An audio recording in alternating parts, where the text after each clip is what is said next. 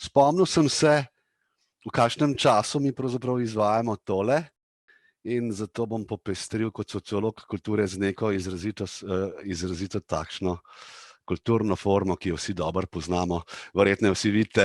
Skratka, ne pozabimo, da smo sredi pustnih praznovanj, ki so ukinjena, in kljub temu, da bomo mnogokrat slišali frazo maske so padle, zlasti tiste, ki niso zaščitne maske pred epidemijo koronavirusa, bomo šli na drug konec sveta, čeprav seveda vemo, da je pust nekaj, kar se zlasti v sredozemski, zlasti katoliški Evropi praznuje že vrsto let in stoletij.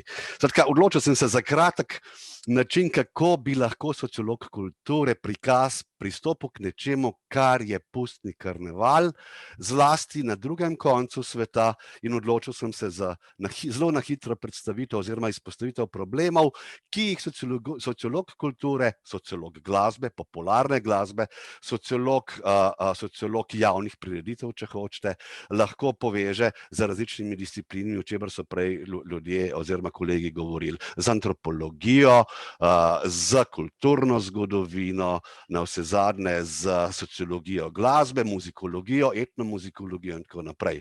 Zdaj, zelo na kratko, tukaj bom zelo na kratek, slika je seveda, zbral sem samo zgodovinske slike, novica seveda je, da so v Rio de Janeiro, kot tudi v drugih krajih, v New Orleansu, v Salvadoru de Bahia, skratka v Port of Spain, skratka na različnih mestih v Karibih, kjer so karnevali izrazito pisani, pravzaprav zaradi epidemije, pravzaprav prišli do tega, da so letos pravzaprav ukinjeni oziroma jih ne bo. To je zelo ključna reč za nas. Kaj je pravzaprav karneval, se vprašamo, ne? Ob vsem, kar smo rekli, je obdelava sanj, ki je javna, ki je spisana, ki se dogaja s pisanimi procesijami, maskami, kjer je bilo zlasti v krajih, kamor se je širila Evropa, tudi prek trgovine sužnjev, pravzaprav je prišlo s časoma do urejenega razkazovanja magične veličine mitskih afriških kraljestev. Skratka, mestni karneval, in dogaja se v mestih, ni tako starodaven. Kaj je še karneval? Naprimer, da je znamenje, da v novem svetu, v Amerikah naprimer, ni evropske kulturne manifestacije, ki je potomci Afričanov, afriških sužnjev v glavnem, ne bi s časoma posvojili in preoblikovali. Karneval seveda se razteza od severnih črnskih predelov Karibskega morja do južnih pasov ob Atlantski in Pacifiški obali v Amerikah, in to je ena najbolj spektakularnih form. Danes ga imamo tudi prek migrantskih skupin v Evropi in na severu Amerike.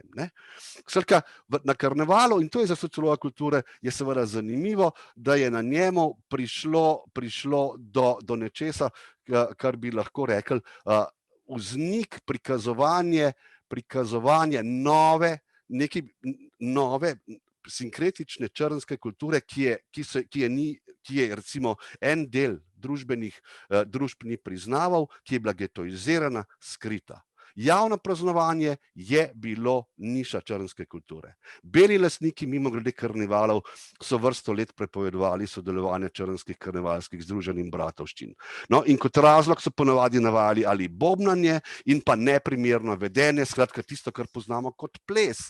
Ples pa je nekaj, kar lahko imenujemo socialno sankcioniran način, kako ste z nekom drugim. Bom na koncu dal samo še eno drobno, šli bomo na Trinidad, in če pogledate steel drums, ki spremljajo, to so bobni, ki so narejeni, kot vidite, iz sodov, nas to mimogrede spomni še eno dimenzijo, ki je ekonomska, gospodarska razsežnost Trinidada, da so tam odkrili nafto in da so iz sodov začeli zlasti črnski delavci izdelovati pravzaprav svoje bobne, ki so postali del karnevalskega združenja.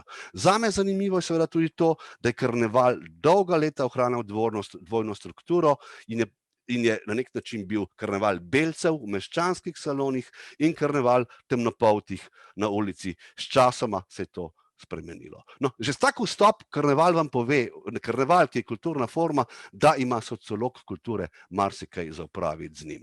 Skratka, zato vam želim dobro karnevalsko in pustno soboto, brez mask ali z maskami. Hvala.